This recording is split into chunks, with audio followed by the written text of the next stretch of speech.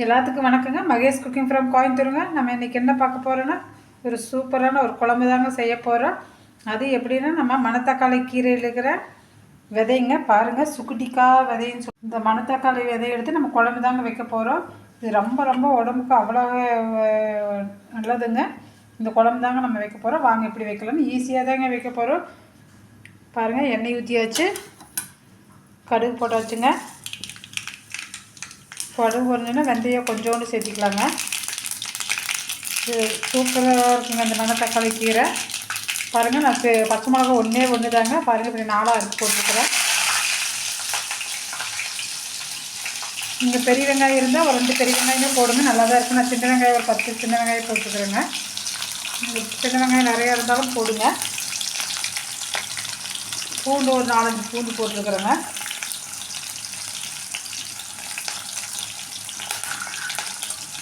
அப்புறம் தக்காளிங்க, தக்காளி ஒரே ஒரு தக்காளியில் இந்த அளவுக்கு எடுத்துருக்குறேங்க.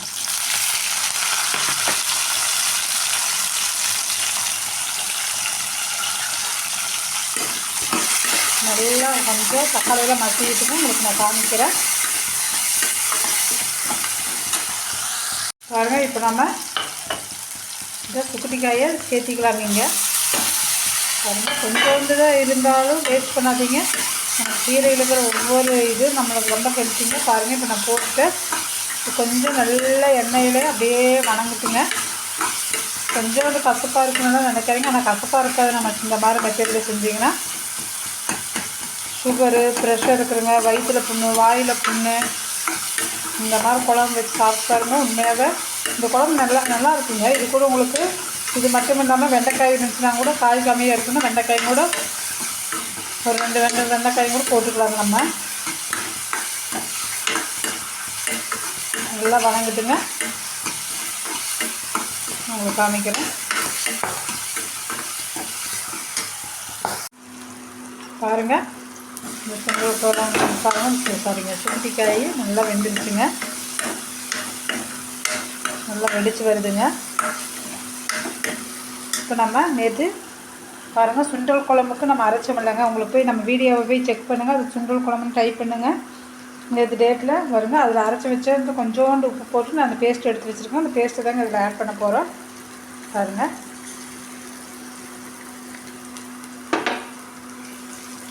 அந்த பேஸ்ட்டு